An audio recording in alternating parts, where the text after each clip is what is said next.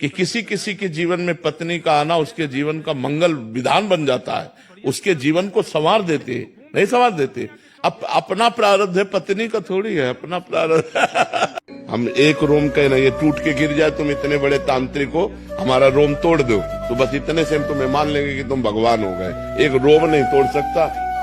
त्रिभुवन में कोई ऐसा पैदा नहीं हुआ कि भगवान के विधान को कोई बदल दे बच्चा। और फिर ऐसे पाखंडी और जो ऐसे नीच प्रवृत्ति बहनी बेटियों पर दृष्टि रखने वाले, ये बिल्कुल ऐसे लोगों को एक बार अच्छे से समझ लो कि ये वेश ऐसा है, इसमें बड़े से बड़ा पापी भी छुप सकता है। भगवान का यदि भरोसा है तो हर परिस्थिति का परिवर्तन है। कोई भी परिस्थिति हमारा बाल बांका नहीं कर सकती यदि भगवान पर भरोसा है और भगवान का भजन है। भगवान का भजन नहीं है तो संसार के किसी व्यक्ति वस्तु स्थान से आपके धैर्य की सीमा नहीं रहेगी। धैर्य टूट जाएगा और धैर्य तभी रहेगा जब भगवान का भरोसा है।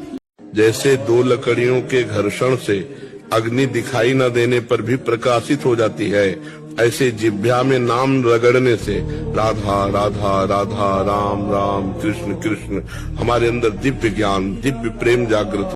अब बाई चांस गलती हो गई अगर, अब छोड़ो, फिर क्या करें? फिर उस घंटे का अर्पण करें या नहीं? नहीं, अब छोड़ो, आज से छोड़ो, अभी से सुधार करो। अब मत देखना फिल्म।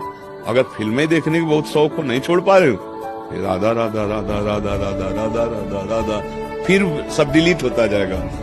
फिर वो आपका संस्कार नहीं बिगड़ा। हम तो कहते हैं अगर बुरा ना छोड़ सको तो भला क्यों छोड़ो, पकड़ो इसे भला को, राधा राधा राधा सब छोड़ा देगा। लोगों की तरफ मत ध्यान दो। लोग तो किसी को नहीं बख्शते, किसी को नहीं बख्शते। अगर आप कहो तो संसार के अनुसार यदि चले तो चल ही नहीं सकते।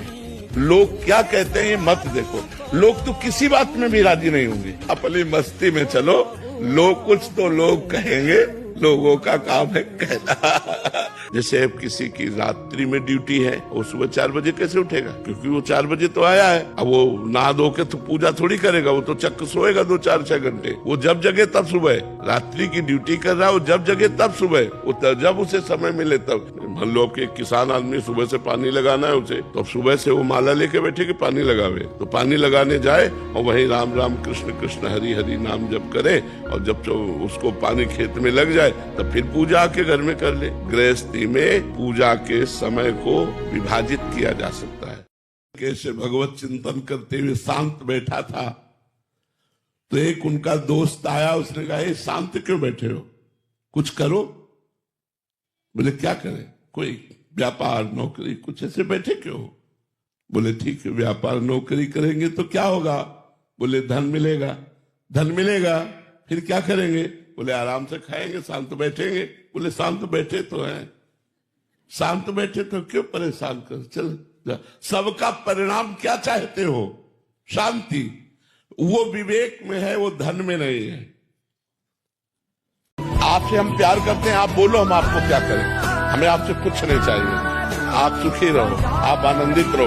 मैं आपको प्यार करता हूं, मेरे से बोलो क्या अनुकूलता चाहिए। हमारा मनुष्य जीवन स्थायी नहीं है, ये क्षण भंगुर है, कभी भी नष्ट हो सकता है। फिर अगला जो प्रोग्राम है, अगली जो योनिया है, वो हमारे बस में नहीं है। अभी हमारे कान में दर्द है दवा ले लो, पेट में दर्द है दवा ले लो, लेकिन पशु पक्षियों को वो बता भी नहीं सकते कि मेरे कहाँ पीड़ा हो रही है। सब भोग भोगने पड़ते हैं। इसलिए चतुरता पूर्वक अपने समय को बचाते हुए हम भगवान के नाम में लगावे। हम खास बात अगरबत्ती घुमाना नहीं मानते, हम खास बात मानते भगवान की आज्ञा का पालन करना। थोड़ी देर अगरबत्ती और आरती के मनमानी आचरण के कभी भगवान प्रसन्न होने वाले नहीं। भगवान की आज्ञा का पालन करते हुए अपने कर्तव्य का पालन करो, नाम जप करो, भगवत प्राप्ति न हो जाए तो हमें बताना। अब थोड़ी देर हम पूजा कर लिया, इसके बाद पापाचरण कर रहे हैं, मनमानी आचरण कर रहे हैं, तो भगवान तुम्हारी पूजा के थोड़ी भूखे हैं, ये थोड़ी मिठाई रख दी, थोड़ी अगरबत्ती रख दी। वो केवल आपका भाव देख रहा है। अगर आप उनकी आज्ञा का पालन करते हो और एक रोटी भी समर्पित कर देते हो, एक तुलसी दल समर्पित कर देते हो, एक फल समर्पित, बहुत